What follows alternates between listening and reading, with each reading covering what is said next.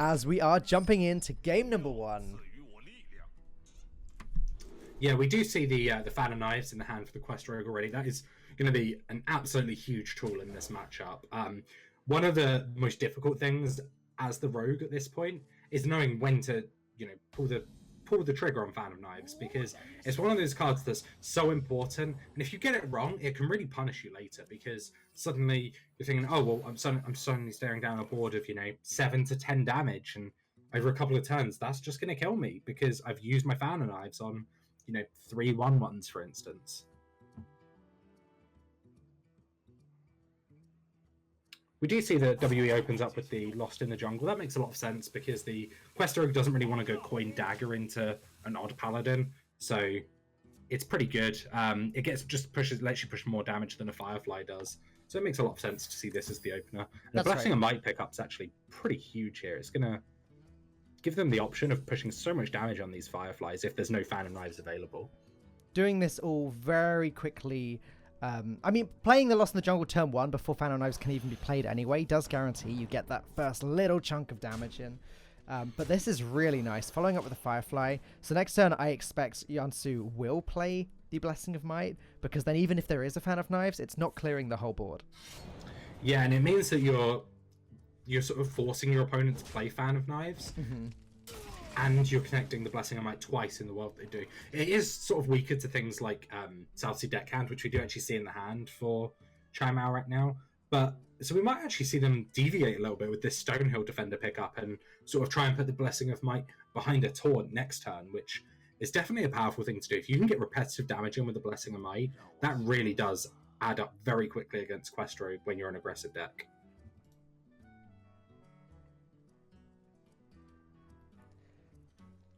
He's taking his time with this one, though, so wondering what his other options available are. I guess he does have the ability to just go super wide if he wants to with the Hero Power Lost in the Jungle, but honestly, this is the play that I think we both agreed we're liking to look at the most. Sink 6 damage to the face right now, force out the Fan of Knives, then have Samiao have to trade the dagger into that Firefly again. It's just too much.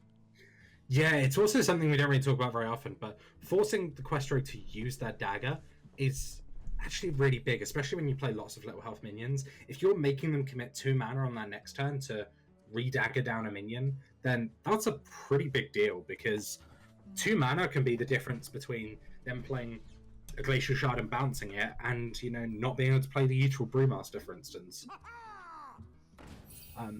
Chaimao could definitely actually just opt to using the South Sea Deckhand here, though, as opposed to holding on to the Fan of Knives, because it's not the best Fan of Knives board, really. It's something you kind of want a Fan of Knives potentially going into turn 5, when you're likely to see things like Frostwolf Warlord coming down, just because, obviously, if a Frostwolf Warlord comes down and you Fan of Knives the board the previous turn, suddenly it's only looking at, maybe a 5/5 or a 6/6 instead of an 8/8 or 9/9. Oh, baby, that's a Sunkeeper Tarim. That is a Sunkeeper Tarim. I think that's what Stonehill Defender reads in Odd Paladin. Discover a Sunkeeper Tarim, upset your opponent a bit. I personally never get Sunkeeper Tarims, but that's just. I think that's just I don't have the good Stonehill Defenders. Are yours not gold? Is that what's wrong? Oh, maybe that is what's wrong. Obviously, Sunkeeper Tarim doesn't really need to be said that it's absolutely insane as Odd Paladin. But obviously, hesitating does a few things. One, it makes sure Yansu doesn't somehow miss something else that could have helped him out more, which was unlikely. But secondly, it makes Samiao less certain that there's a Sunkeeper Tarim in the hand. Obviously, if you get the Stonehill Defender, you snap pick that Tarim instantly. It's quite obvious what you got. Yeah, but that actually leads to, I think, a really interesting dynamic where you can actually kind of bluff what you did or didn't get. So if you don't get Sunkeeper Tarim and you have an option that's clearly better, maybe you get offered a Shield Bearer, a Goldshire Footman, and a Saronite Chain Gang, you could just snap pick the Saronite Chain Gang so your opponent starts trying to play around the Sunkeeper Tarim where you don't actually have it. And that's always a really interesting dynamic.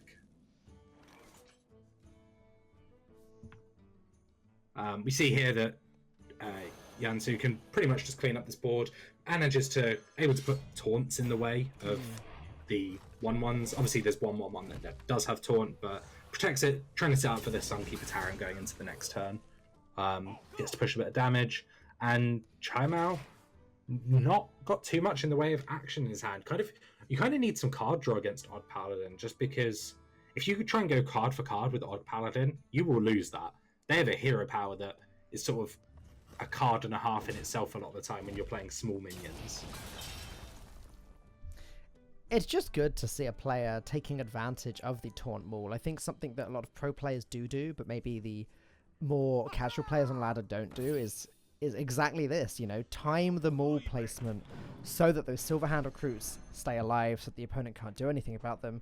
In the past, that was relevant for level ups, but now, as you said, it's just the game plan is keep as many minions on the board and get that good Sunkeeper Tyrant next turn. Although, Yansu only has 3 minions now. Do you think that's enough? It's obviously not the best, but it definitely it's not just making 3/3/3s. It's also the fact that you put a Sunkeeper Tyrant in play. That's a 3/7. That's pretty tough for Quest Rogue to try and remove, and it's definitely not a card they want to be vanishing. And so pre-quest completion, how do you remove a 3/7 taunt as Quest Rogue? Very good question. A very good Sonya turn after a Shadow Step. Best I got.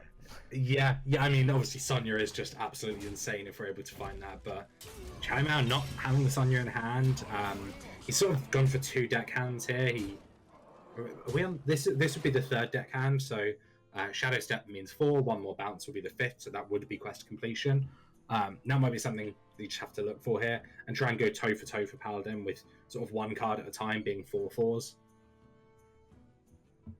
As the second Shadow Step pickup is actually quest completion, and potentially going to be able to play the quest this turn and then follow up with a Wax Elemental and a Glacial Shard. This is a really early quest completion since it's been nerfed to 5 so long ago at this point. This is early. The only turn problem 6 is pretty quick. Yeah. The only problem for Samuel now is that he doesn't have any sort of minion generation or resource generation in his hand.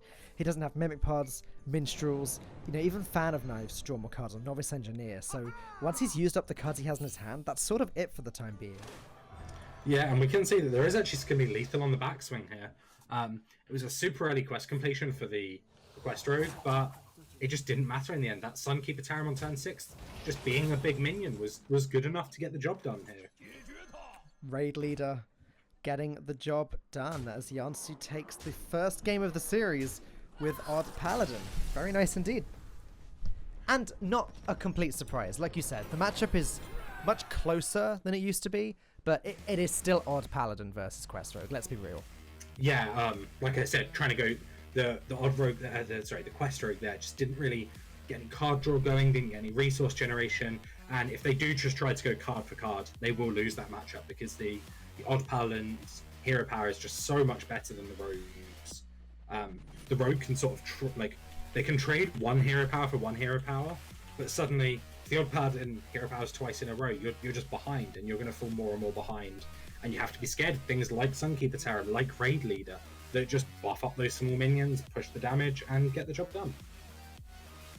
And now it is going to be up to the team, Team Lucky Future to decide what they are going to counter the Paladin with. So again, this is Last Hero Standing, but unlike regular Last Hero Standing, they do now have 4 decks to choose from. So usually counter picking is much more straightforward in this format.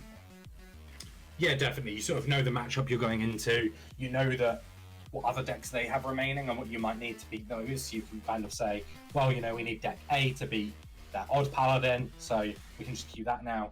Although maybe your teammate says, actually, deck A is our only answer to another deck the opponent has, and you might think, well, this is still a pretty good matchup. We should take a different matchup now to try and give us a better matchup later on.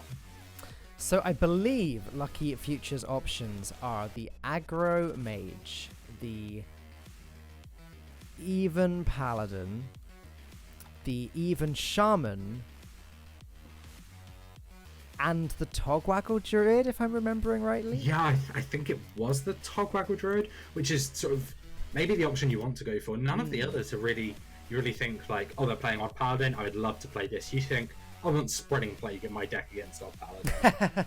That's just doesn't matter what class you are. If you say you could have a spreading plague in your deck against Odd Paladin, I think everyone is teching that in. Yeah, that sounds about right.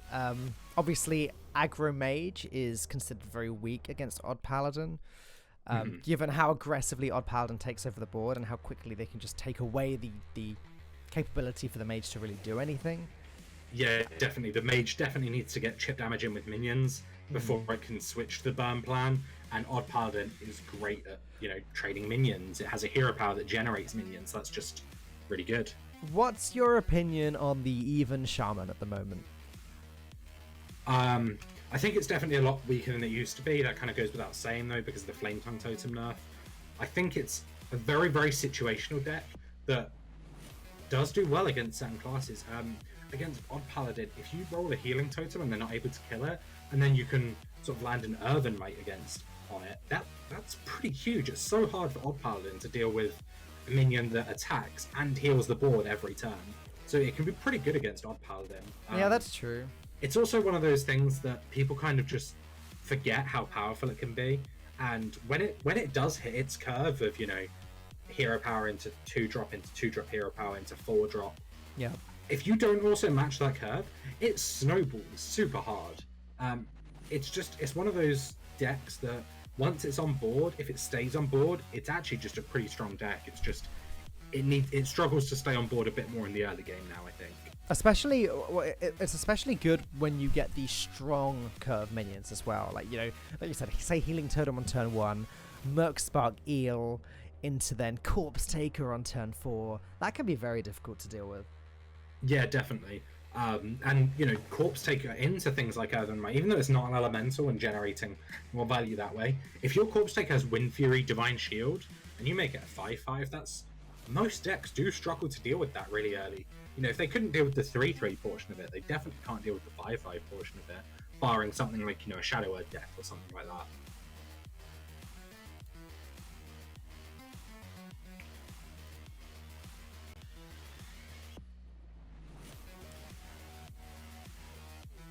Obviously, Lucky Future just trying to work out what is the best way to approach this now. If they do have Togwaggle Druid left and they use it now, are they leaving themselves more vulnerable to a deck later? Is that sort of a risk they're going to have to take at this point? Because it's just not. You can't just get swept by one deck because you're trying to beat a future deck that's not even there currently. That's the problem with having these more polarized matchups. If you lose game number 1, then you have to win 2 games in a row at some point in order to win the series. And that can be very difficult in Last Hero Standing. As it's going to be the even Paladin queued up against the Odd Paladin for Team Lucky Future. It's because they have Priest left rather than the... Oh no, I'm looking at the wrong side, sorry. They do have the Druid, so they are choosing the even Paladin, which is pretty interesting. I mean, cards like Wild Pyromancer definitely do make that much, give you a chance, but Lucky Future are only running 1 Wild Pyromancer in their deck, and they don't have that many spells to combo with it, so it kind of makes sense they've cut it. But Wild Pyromancer is definitely one of those big swing cards against Odd Paladin that just gives you the board, because it's not only clearing their minions, but leaving a Wild Pyromancer on the board is super scary. And they're actually running a copy of Sound the Bells as well. If they were able to get sort of a Hydrologist Secret and go Wild Pyromancer into a Secret into Sound the Bells, that often just spells death for the Odd Paladin because they've fallen behind a board against a Wild Pyromancer, and the opponent just keeps developing and clearing your board for 2 turns in a row. That is one nice trophy, isn't it? Really is. I wonder how they decide who gets the trophy. Oh, out of the 4 players? Yeah, it's a very good question. Is it gonna be like a battle royale after with the winning team? See who's the last one left with the trophy? They have to maybe they play their own little in-house tournament with their own team.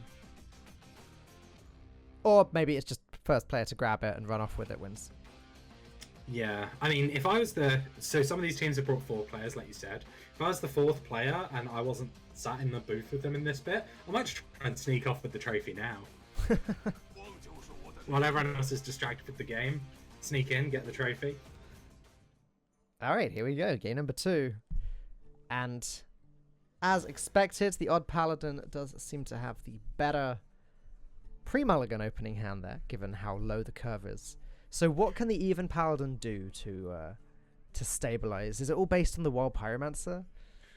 There's a few things they can do. Spike Ridge Steed is a card I hadn't really spoken about much, but Yeah. it's not really a card you want to keep in your mulligan. But if you're able to land a Spike Ridge Steed on turn 6, Odd Paladin really does struggle to do that. If they don't have, an Owl or Void Ripper or something to try and flip the minion and just reduce the health on it, it can be really difficult for them to deal with. But for the Even Paladin, they need to get to turn 6 to a point where Spike Ridge Steed is good enough to play. Right. And so for that, you're going to want your early game minions, things like your Hydrologist.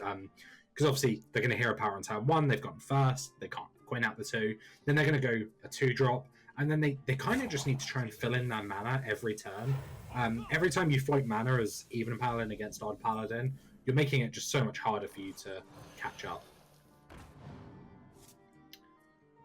We see here obviously the hero power opener, and Team WE open up with a Firefly, and looks like they're considering coining out a second 1-drop here, which kind of makes sense because they have an Acarus Veteran and they have another 1-drop, so even if they don't end up hero powering on turn 3, if they can just keep going super wide, they can discount this Corridor Creeper and just try and get huge tempo swing turns.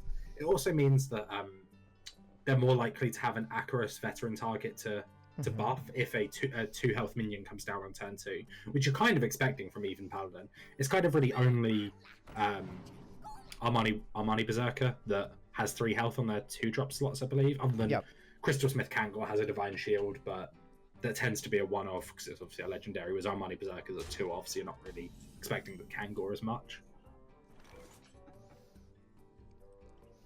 Well, it seems to have worked out nicely for Jansu anyway. Assuming he does go for the Actress Veteran and the Lost in the Jungle, he continues to get a wide board, which is only really weak to Wild Pyromancer. And Wild Pyromancer is only a 1-of now, ever since the Equality nerf.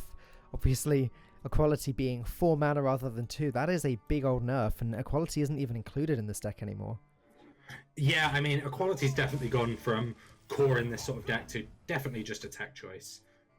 Interestingly here, Jansu doesn't look to be going for the Acarus Veteran, which, I don't know, it looked super clean to me. I think this is sort of a nod to Wild Pyromancer this turn, but they didn't keep any of the cards in their hand. No. And they're only playing 1. I don't know if I like this too much, to be honest. They're letting themselves get value traded with the assumption that they can then just trade off a 1/1 anyway. So maybe it's not that bad, and they want to try and fit the hero powers in before they run out of steam, I guess, because they've got double 5 drops, so they just need to try and fill in their mana curve until they get there. Yeah. I mean, at the end of the day, Jansu does generate 2 minions per turn just by hitting that hero power, and I guess he's decided, look, if you play 1 minion, I'm playing 2 minions without actually using any of my resources in the hand. I'm going to save Atrus Veteran and Lost in the Jungle to get a big Fungal Mancer or Frostwolf Warlord later. So, I can see some merit to it, and here Jansu does clear the board anyway, and then again, just by slamming that hero power, he gets 2 more minions, and he plays Lost in the Jungle, and he plays Corridor Creeper. Yeah, so, I think that actually all just came down to the Corridor Creeper maths of making that much free this turn, right, so that he can fit the hero power 1-drop. So it kind of makes sense on that because the Even Paladin just can't really deal with the Corridor Creeper this early. Definitely an awkward position for the Even Paladin now, though, because the 4-drops you have don't really do too much. You don't really want to put Teresa into 1/1. Putting it into the Corridor Creeper feels awful. You playing just tempoing out the acidic Swampoos here isn't great because you're going to be floating 1 to 2 mana depending how you look at it.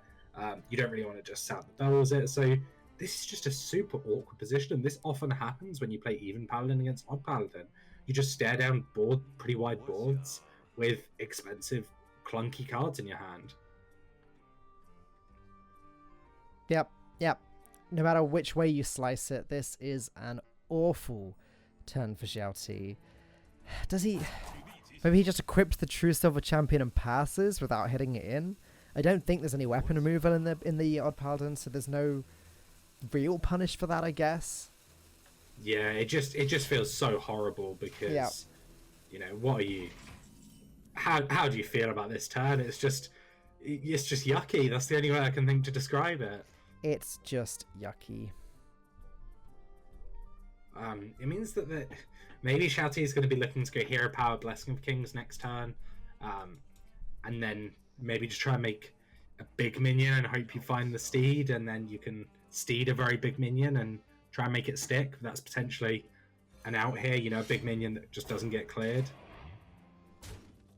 And Yansu rolling the Taunt Maul again. Looks like he's just going to be going for that here. It makes sense. You don't want to be filling your board up here because you definitely want to be landing the Fungalmancers. And if you hero power, it actually gives Shouty an out where they can just pass again. And if they pass again, it's sort of, oh, well, I'm taking 8 damage from this board, but the board can't get bigger. So hopefully I can find something in the next couple of turns that deals with this board and gives me a tempo swing.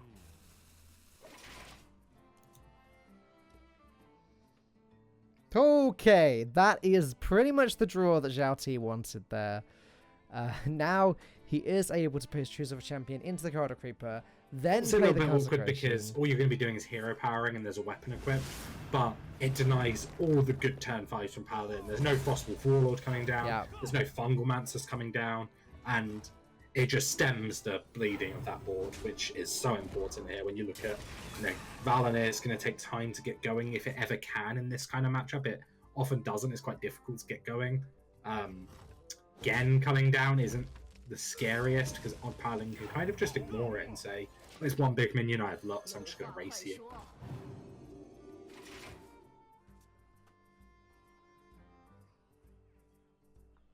Okay, there's the second Consecration. Probably a little bit hasty to play that right now, but at least he has that for when this board gets any wider. Unless, how afraid is he of Fungalmancer now?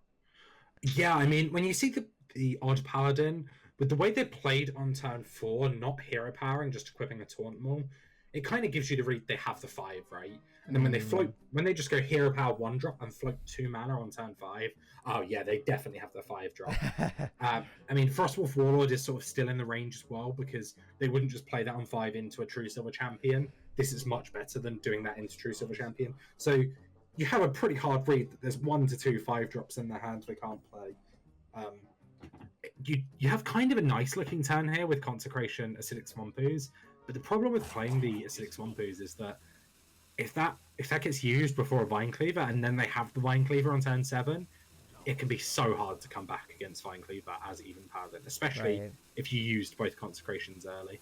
I mean, Shouty is going to go for it here, and going to play the use as well. Just go for the tempo swing, and just try and say that, well, I'm going to give Yansu such an awkward turn here that there's just not that much they can do about this, and I'm going to try and take control of the board this way, push some damage, and then look for the lethals in a couple of turns when sort of it just becomes a race of who's pushing the damage quicker.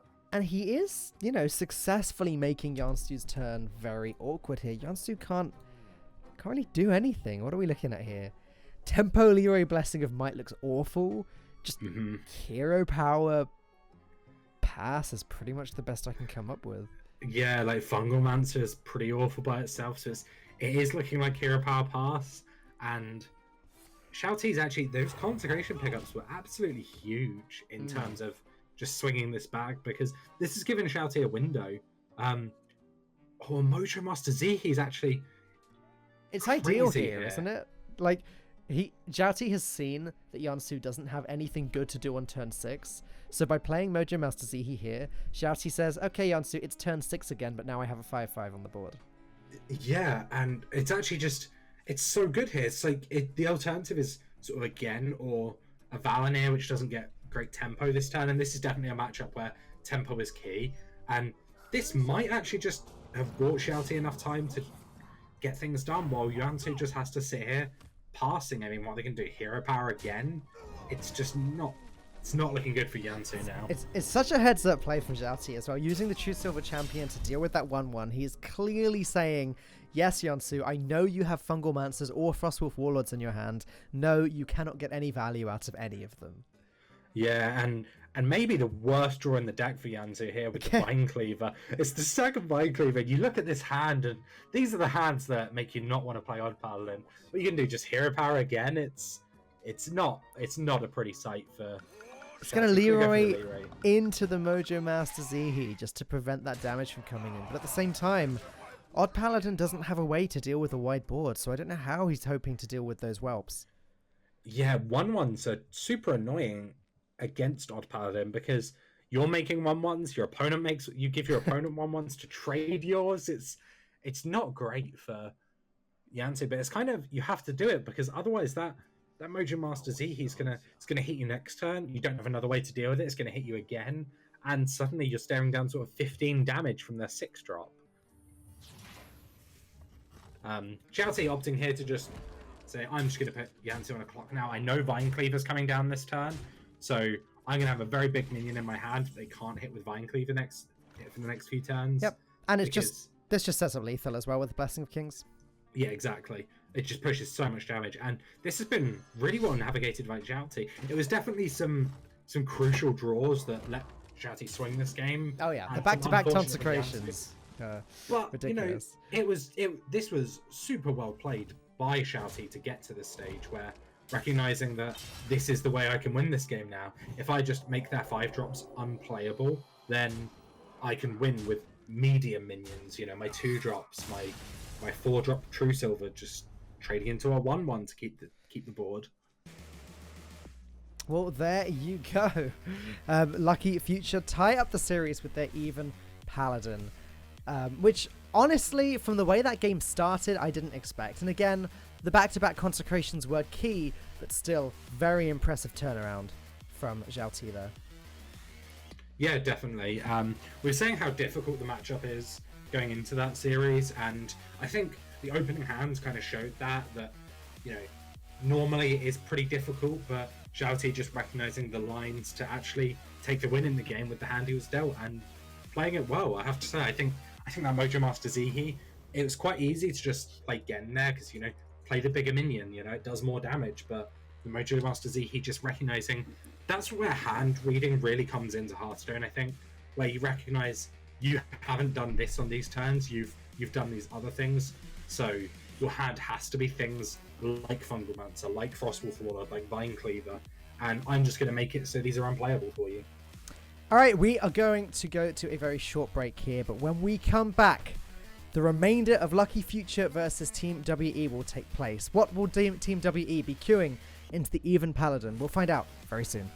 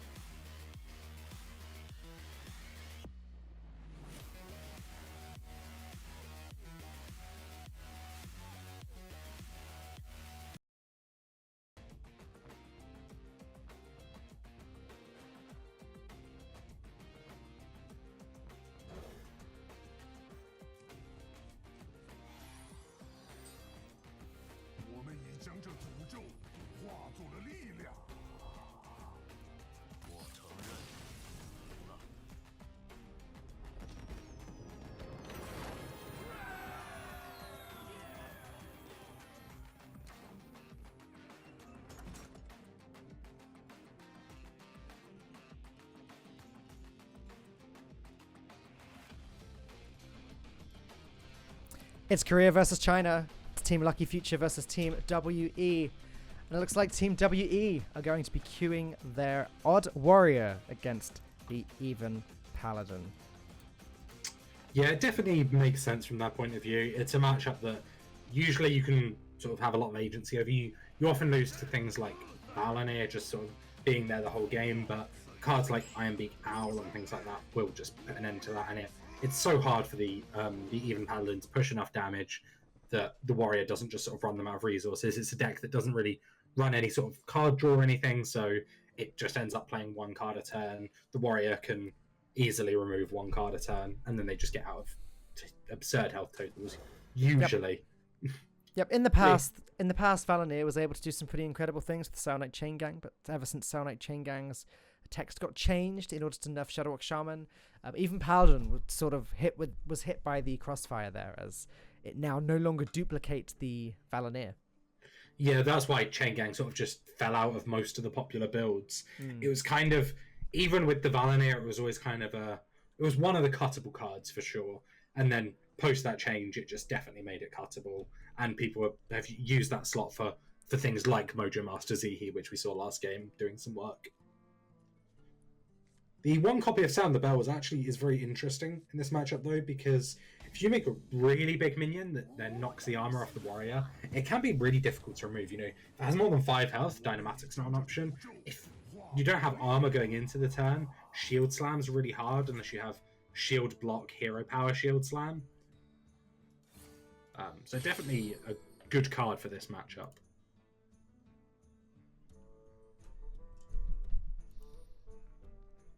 See here the Omega Assembly on turn 1. It kind of makes sense because you're going to need, as the Odd Warrior, you're going to need to just make sure you don't die really early game. So you don't need the full value out of the 3 of them. You're just going to pick the good mech and then just try and fight for board, really. And it just makes so much sense here. And in this case, Replicating Menace is the good mech. Yeah, not the most impactful mechs there. But Replicating Menace definitely has some merit in this sort of matchup. It's also crucial that it fits their curve. They sort of have Stonehill Defender on turn 3.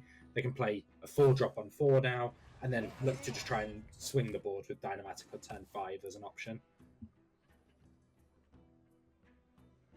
We do see though, Shouty has one of those hands that really can just get there as Even Paladin. They have the Coin Corpse take it into the Blessing of Kings. As long as they don't draw their Wind Fury minion in the meantime, if that Corpse Taker sticks, that's representing 14 power in play on turn 4, which is insane in one card. It is, even with the silence from Ulov. I mean, when does Ulov play the silence? Does he have to play at the moment Corpse Taker comes down? Does he wait until the Blessing of Kings hits the Corpse Taker, in which case Ulov's already taken the 14 damage? So it's very strong indeed.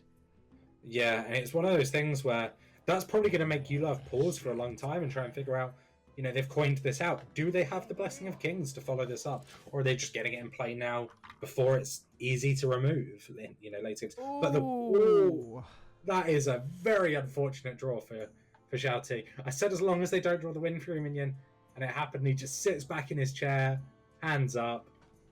Very upsetting draw for Shouty there, I would imagine.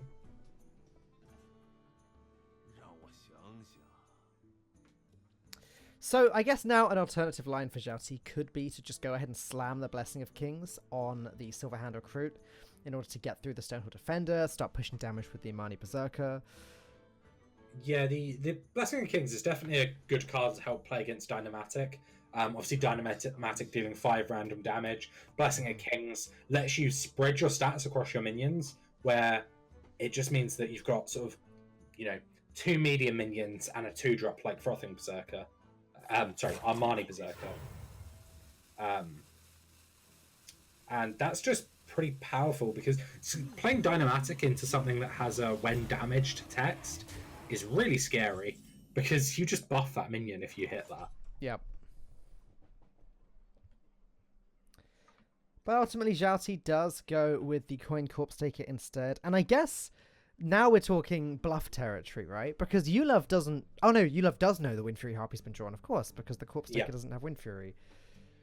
So that is some significant information there. but has the 4-drop to just play here anyway, able to sort of try and contest the board a bit more. This is something that Odd Warrior often struggles with. It's these middling turns. Your turn 4 in particular is usually really, because the deck is so heavy on 5-drops.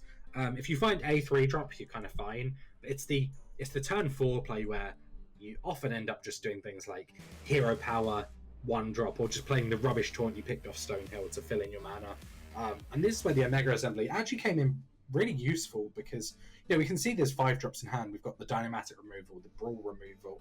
If this was just a hero power turn, Yulov would be absolutely reliant on those removals, and Xiaoti can kind of acknowledge that and try and play around it. Whereas when Yulov is able to fight for board, it means that you often can hold on to your AoEs for a little bit longer and get a bit more value out of them.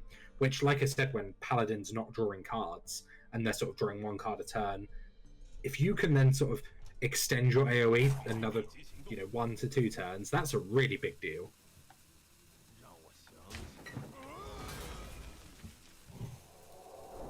Well, you know what? Wind Fury or no Wind Fury, here we go.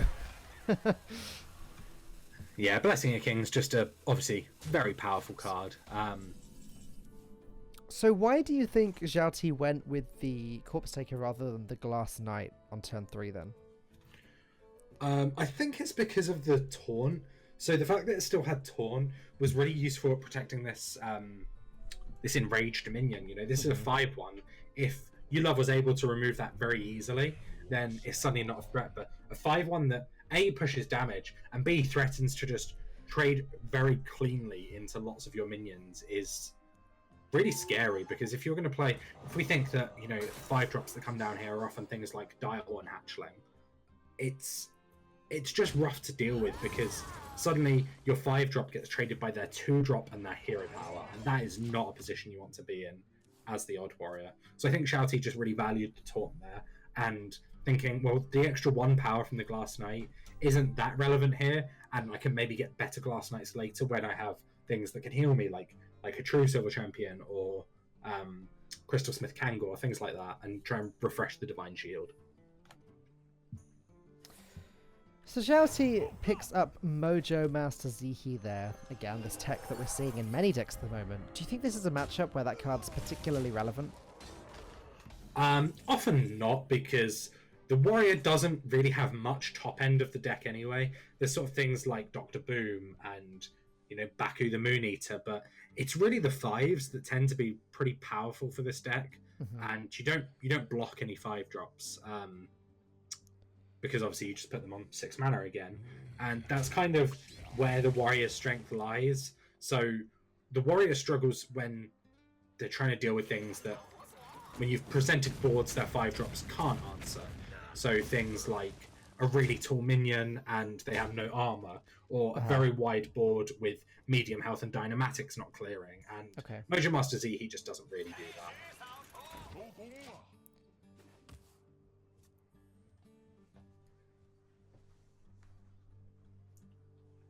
This is definitely one of the more interesting cards in the Even Paladin here. Shimmering Corsair. Yeah, and that has great synergy with their things like Sound the Bells, because they can make it a really big minion. You can't shield slam it. You're going to need your owl.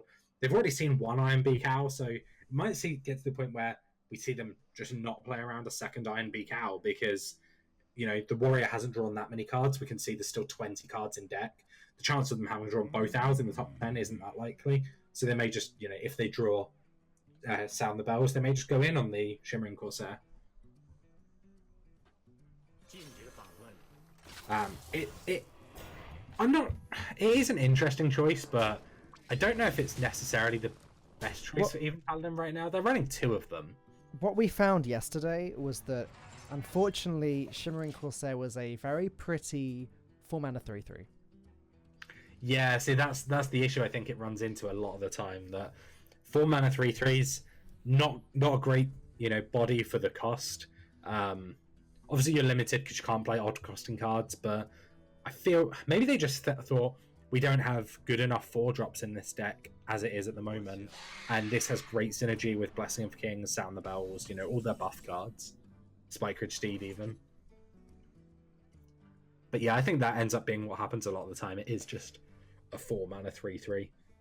We are really having a good look at how this matchup, or why this matchup does seem to be somewhat warrior favoured here. It's that the Paladin really doesn't have anything going on.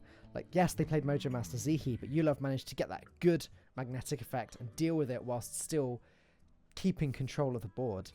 And now the Xiao Ti is just playing one minion at a time, and Yulov is sort of just doing whatever he wants. Now he can save that Omega Assembly until turn 10 because it doesn't look like he's going to be dying before that.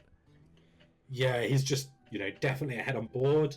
Is kind of ahead on resources if we look at it, removal, the Omega Assembly as an emergency. Oh, I need to find a mech to deal with this board. Or, just saving it for turn 10, like you said, getting the value out of that. And one minion a turn, or even if Xiao Ti goes wide, there's a Brawl in play, in Yulov's hand that can just come into play. And that's, that just deals with a lot of 2-drops really well. And Yulov, we can see here, not even going to be playing the Acidic Swamp, the Gluttonous Oozes. Looks like just thinking about holding them and going for the hero power. Saying, I'm actually just going to remove every weapon you play as well, so you're not coming back into this game.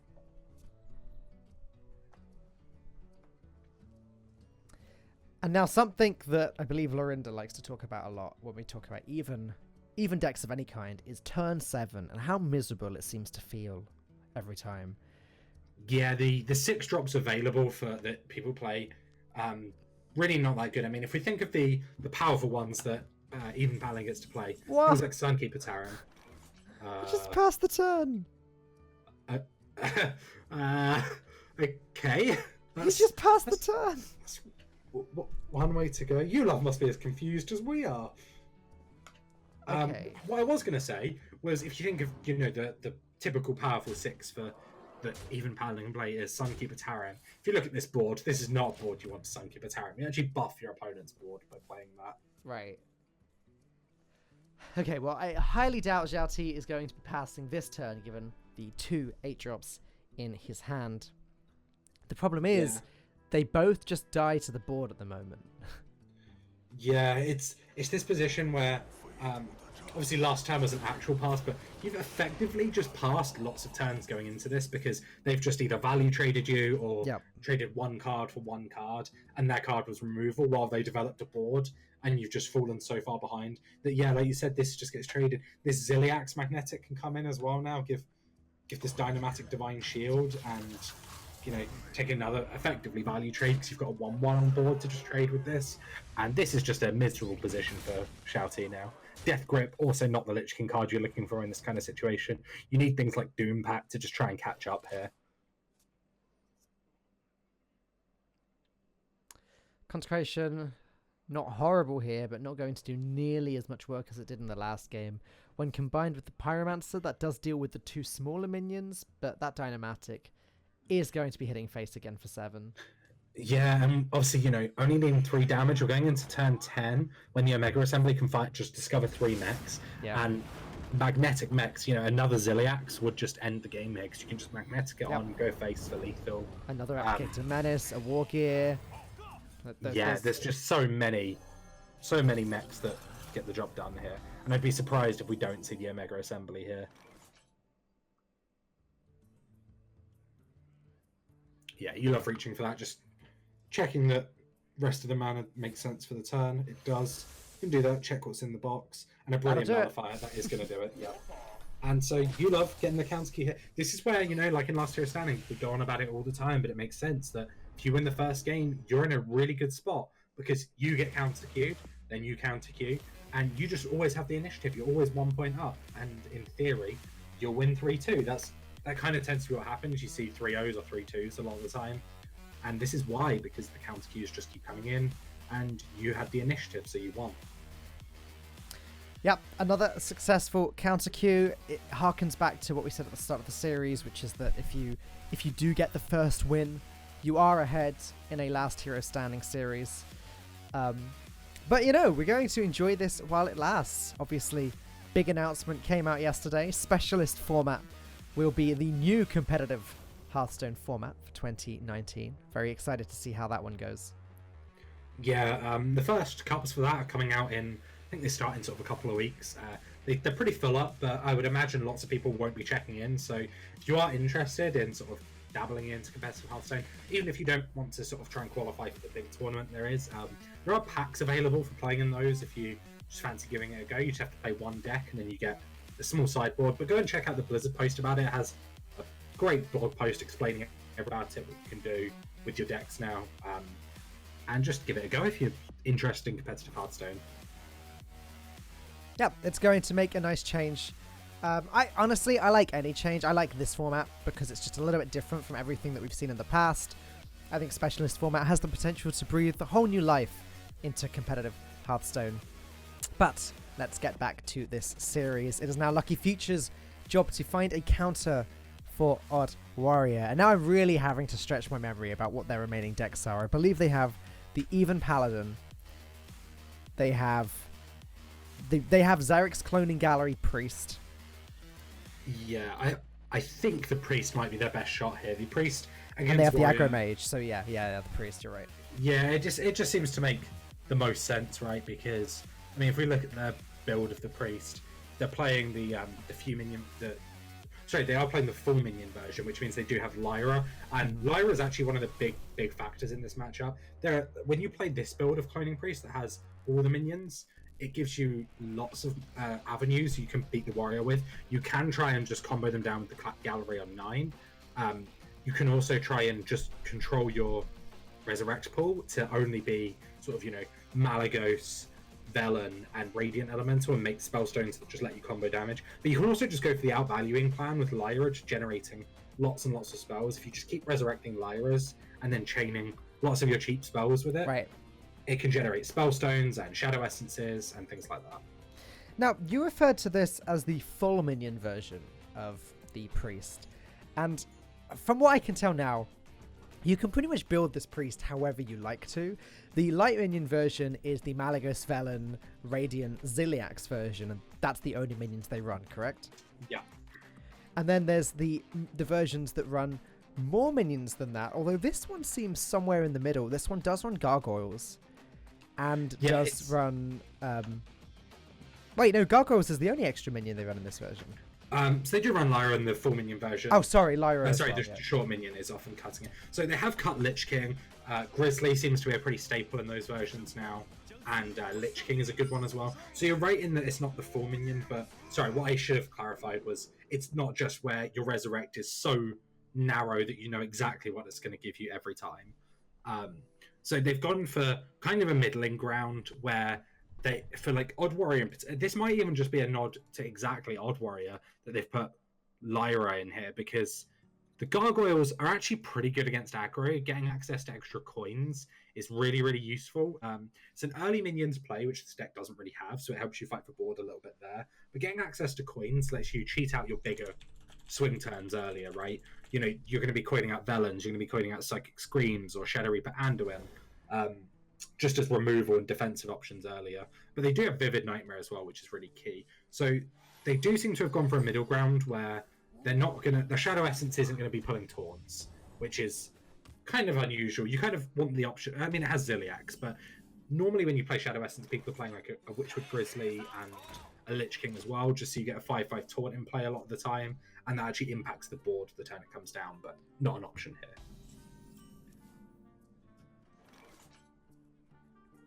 We do see the double Radiant Elemental draw as well for the Priest, which is not something you typically want. It's the minions that you want to pull off the gallery, so that when you play the gallery for 9 mana, your hand gets discounted, whereas now you're going to have to get them on board beforehand, and having them stick is actually pretty difficult against decks like Odd Warrior, where they know how much of a threat these Radiant Elementals are.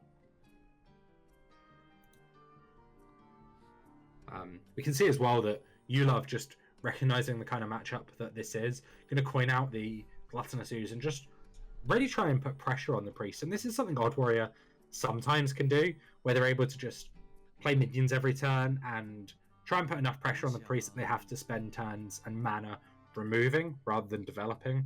And if they can do that for long enough, they might be able to build up enough armor total that they're out of combo ranges. That's a really long shot, though, isn't it? Like, surely if the Priest plays this slowly and carefully enough, they can consistently deal like upwards of 40, 60 damage in a turn. Yeah, definitely, especially with the Vivid Nightmare in the deck as well. the Vivid Nightmares are they're not in the full minion version usually, so this seems to be why they might have gone for sort of a middle ground where they can play Vivid Nightmares and things like the Lyra, because if you have Radiant Elementals on board, you get a Velen and a Malygos, and then you copy the Velen, suddenly your each Mind Blast is doing 40 damage, and each Holy Smite is doing 28, so Right. yeah, it's pretty hard to get out of combo range. But you can definitely be out of most combo ranges on turn 9 if you hero power every turn and they don't push chip damage. But that doesn't seem to be the plan you love's going for. Just going to say, you know what? If you have the gallery on 9 and it pulls everything and you have the burn, yeah, fine, you get the win. It's a favourable matchup for you, and that's the best possible draw, as it were.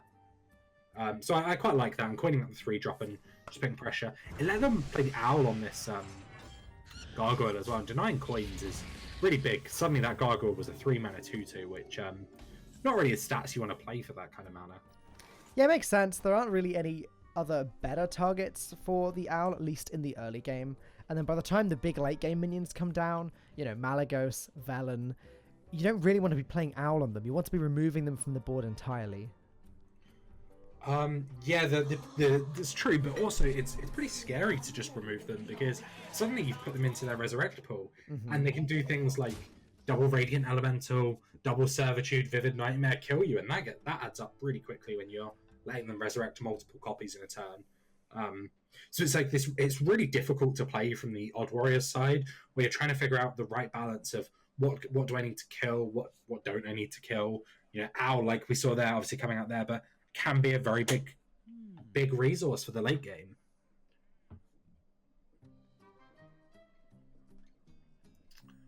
We see here this is kind of what happens with Cloning Priest in the mid game against really slow decks, where you just don't really have much to do. You don't want to be tempoing out these Radiant Elementals because you're seeing them more as combo pieces here rather than just fighting for board stuff. And the Warrior's just kind of throwing all its early game that it has. You know, playing a Zola on a 1-drop, not great here, but it let you just put minions into play, and then sticking a Ziliax down, just trying to put pressure on really before things like Psychic Scream come down. But I'm not sure this is going to be enough pressure before things like Psychic Scream come out. I'm picking up a Shadow Essence on turn 6 here for Yashar is actually really big. It's kind of the best turn 6 they can have, and gets a Malygos out, so that's going to be an early Malygos into the pool, most likely. Yep, can't complain about that at all, especially with the Eternal Servitude and the Spellstone in hand. It's really difficult for the Warrior to deal enough pressure, or to have enough pressure on the board before the Psychic Scream comes down. Though, that being said, do you think there's any argument for you, Love, just leaving that Malygos alive to try and prevent Shah from playing the Psychic Scream? Yeah, definitely. I think that's kind of what we'll most likely see here. You have a Divine Shield protecting your big minion anyway that has Taunt. So it's not like it gets value traded anyway.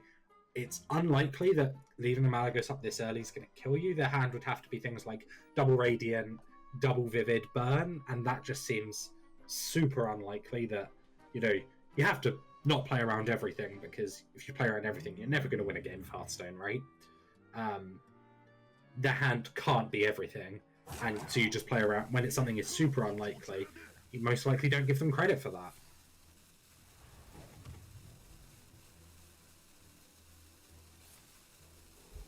You love opting to use the Shield Slam, though.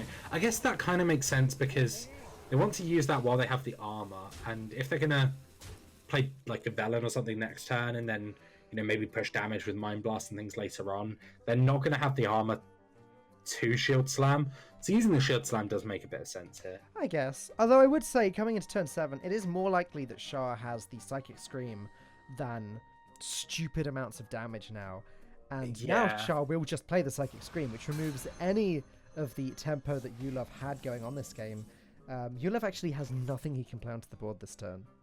Yeah, I do kind of agree. I would have liked, just because of how Yulov has no reload, I do agree that I would have liked to have seen just leaving the Malygos up and saying, well, you know, you can't Psychic Scream me. If you do, I'm going to get a Malygos, and you're not going to have one in your Resurrect pool. But not the line they went for. But I do agree with you. I think I would have preferred that.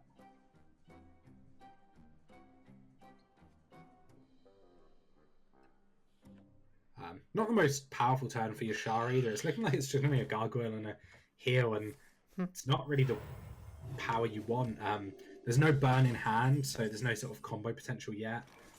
We're still a turn away at the earliest from gallery. We can see that's not available. And this is what often happens with the spell version of this deck, where yes, your resurrects are more consistent, but you just don't have anything to do with your mana until you've drawn those exact minions, and you're playing very few minions that you want to draw. Well, the thing that Shah does have going for her, which they do not have in the regular low minion version of the deck, is she does have the ability to draw Lyra. And oh, there she is. Yeah, so Lyra is very, very powerful against Odd Warrior in particular. This can flip this game on its head, but the question is, how many resources does Shah want to throw into a Lyra turn? I guess for now she just waits. She'd rather see the Gilded Gargoyle die so that she gets that extra coin. But then it's the question of, does she go Lyra, double Radiant, and just go for it? Do you think she holds back a little bit? With the Spellstone in hand, I think it's more likely that maybe you would. But then when this Baku comes down, maybe you don't. Maybe you do go Lyra double Radiant. These are the turns of second Servitude as well. These are the games of Priest that really are difficult, because there's so much going on here that you have to try and work out. What's the average Lyra spell going to give me here? Is it good enough to play the Radiance with? Yeah, I mean, Shah now, if she wants to, has the ability to throw down a Radiant, let it die, and the next turn go Radiant Lyra, Eternal Servitude, Vivid Nightmare. For what? 5 Radiants on the board? And then just gets the most nuts Lyra turn imaginable. And then can follow up with Spellstone. Yeah, that's definitely looking like a powerful line here.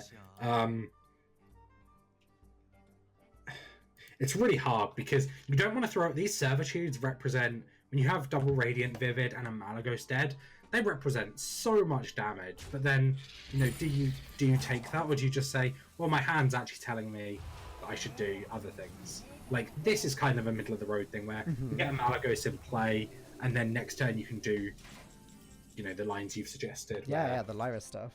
Yeah.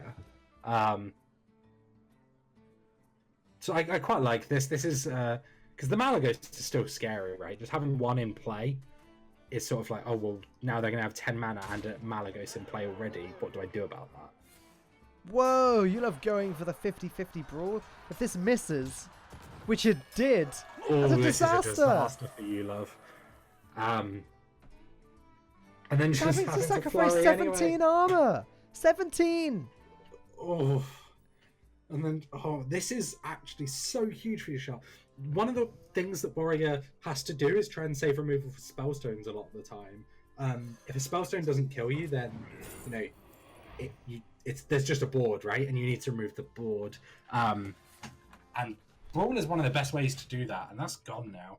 So, this is just super scary for you, love, I think. There's a Smite as well. So Shah has so many options available here. Eternal Servitude would get her back an extra Malygos. Then she could Vivid Nightmare for another Malygos. And then we're talking about a 17 damage Holy Smite. That's obviously not enough to kill you, love, anytime soon. But then when you factor Lyra and the Radiance in, this is looking like it could be a juicy turn.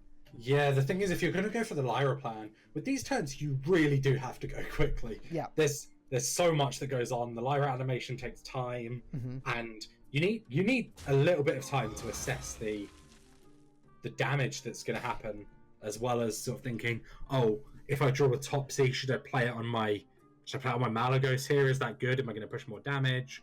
If I draw a Silence, where does the Silence need to go? I can silence their minion, things like that. Obviously, you can see pretty quickly, but each thing does take a little bit of time to work out. And with the Lyra turns, when you're planning on doing a big Lyra turn, you do need to know that you're going quickly with it. And this might be a nod to that. It's like, yeah, okay, I've taken too much time thinking. This turn, I'll wait. Next turn, if the Malygos survives, which it should, because Yulov couldn't deal with it last turn, then it's Lyra time. Yeah, I mean, we've already seen one Shield Slam to deal with the first 5/5 Malygos, so it's unlikely they find the second one.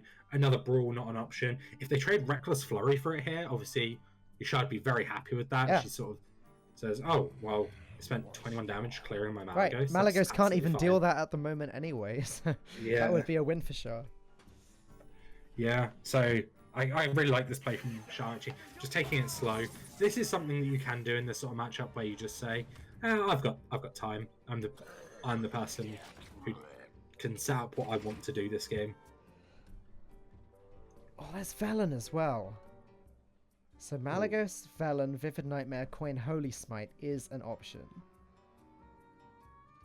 Yeah, it would only do 28 though. It would only do 28. So it's not quite enough yet. But we can see there's still not. I guess the Malygos can be dealt with exactly this turn, actually, with what's left on board, assuming Yashar doesn't trade and heal the Malygos, which is quite often what's going to happen here. This kind of makes sense though, because the Spellstone for Yashar is still at the moment. There'll only be, when these two have died, there'll have only been 3 minions die. It's going to be the Gargoyle, the Velen, and the Malygos. They're the 3 minions that are going to have died. So the Spellstone will bring these two back. And this is what I was talking about when I said right at the beginning, if the priest plays this carefully and sets up for that guaranteed high damage combo, then they should be able to win almost every time. And when I say the priest plays it carefully, I mean doing the opposite of everything I've suggested in terms of Lyra. Shah has been very intentionally making sure that the same few minions are in that resurrect pool, and it's looking like it's going to pay off in spades very soon. Yeah, I think what's quite interesting with the Lyra line, actually, is that Whoa! you can do it at any time. Oh, this is super, super brave from you, love. Oh, no, okay. Okay. He's blowing up the board. He also deals another 4 damage to the face with the bombs here. Could even hit the Super Collider into the face. And with 3 charges left, yeah, I think you go for that. Yeah, definitely. You're going to say, well, you've not been able to kill me just leaving those on board. I think that was a Mind Blast pickup. Oh, that's huge. So how much damage is available here? Is this just lethal? I think this is lethal. So she can go Radiant, Spellstone, Smite, Mind Blast. You can play a Vivid in there as well. So I think this is just lethal. It has to be. I think that Mind Blast was a lethal pickup. Amazing. That was a really nice spot by you, love there. Like, wow, we can put Shah down to 7. Maybe we can set up lethal in the next few turns. But this is just absurd. Yeah, the 40 damage, and then obviously there's a smite there that really not needed, but was available. And this is the power Cloning Gallery Priest has in some matchups where, you were saying you can do the Radiant Lyra stuff, and I think that was actually, I think that's a very valid thing you can do, but there's no rush to do that. You can do that when you can see your other plan isn't going to work, and you can just say, okay, well, we'll go for some Lyra value here. We'll have a big swing turn with lots of spells played and just see what happens there and try and outvalue them. But just sticking with the true combo plan for that deck against Odd Warrior. All right, well, the score is 2-2. There is 1 game left this series. Team WE needs to find a counter to Lucky Futures Xeric's Priest. We'll be back in just a few moments with the final game of the series, so don't go anywhere. More Korea vs China coming up.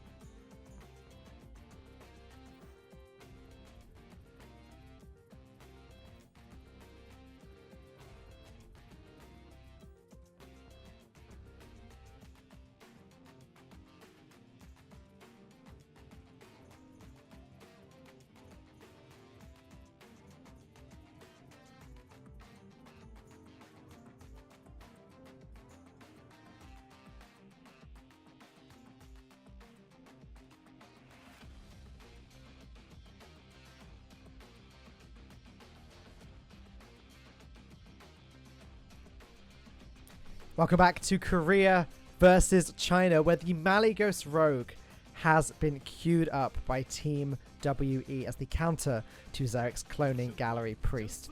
Toast Monster, what do you think of Malygos Rogue? I think that it's an incredibly scary deck. When that deck is good, that is so scary because it has upwards of 100 damage combos, and if you're not a deck that can race it to a combo, you're in trouble against it. And Clone Priest is usually a bit slower than Malygos Rogue because Malygos Rogue just runs pretty much no anti-aggro tools and just accepts that it's going to die in those matchups.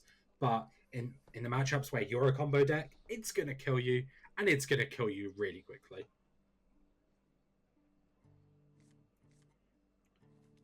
We see here that Rogue just keeping card draw, things like Roll the Bones, where, you just need to go as quickly as you can. The Necrean Vial is a really key tool in, pulling off those huge damage. Preparation as well, so second Roll the Bones, things are really coming together for this Rogue very quickly. Sort of. But, at the same time, Roll the Bones is just 2 mana, draw 1 card in this deck 99% of the time, right? Yeah, but I think the important thing is that you just spend early turns drawing, and so double Roll the Bones is absolutely fine. There's no getting a dagger chip damage in usually not going to matter against a priest. I mean, what else do you really want? You kind of want your you want the 3 mana weapon so that you have the combo, but for that again you need card draw. So drawing your card draw early, I think is the best case scenario for you here. So Malygos Rogue really shines against a deck like Xerx's Cloning Gallery Priest because it sort of does nothing and then wins the game. Whereas Xerx's Cloning Gallery Priest has a lot of defensive capacities, which are useless against this Rogue, and doesn't win the game until at least turn 9 usually. So the Malygos Rogue does have time to get to that key combo. Yeah, but we see here that the Cloning Gallery was picked up off the Shadow Visions, which is super scary, and the Roll the Bones actually draws 2 cards there. Wow. That's actually so. There's the Necrean Blade in hand now, there's the Kobold Illusionist. All they're missing, all you need now is the Malygos and some burn, and this is going to be a very explosive game very quickly. Shiv picked up is some more cycle. Again, quite important, you want to just be cycling. Trying to figure out here whether they want to get the Necrean Blade swing in, because you have to commit the 3 mana for that at some point, or is it better to sort of weave the Shiv in now with maybe just a dagger or something like that? I just cannot believe that Roll the Bones just drew 2 cards. Yeah, I know. There's 1 Death Rattle card in this deck, and they just got hit as well. Opting to go for the Shiv. It kind of makes sense. Ooh. Yeah, he has to play the Blade at some point, but there's really no hurry for that. And obviously, the more Shivs, the more Roll the Bones type cards Yu uses, the more options he's going to have over the next few turns. Yeah, definitely. Elven Minstrel also another pretty important card in this matchup, to be honest, because it sort of tutors out your Malygos in particular. And then, we've got the Kobold Illusionist, you have the Malygos, you've got the weapon. All you need now is the burn damage. Meanwhile, the Priest, on the other hand, is hoping that they have the burn damage as well, so they're going to hope they can just go Queen Gallery on 8 and win the game. You're saying, well, I'm going to see how it goes for me. I'm going to try and win the game before turn 8, crucially. We do see the evasion as well, though, which is it's actually really good against decks like Xerx's Cloning Priest, because although they are combo decks that do huge burst damage, and obviously if they do a Mind Blast for say 20 damage in the evasion procs, they can't win the game anymore. Right.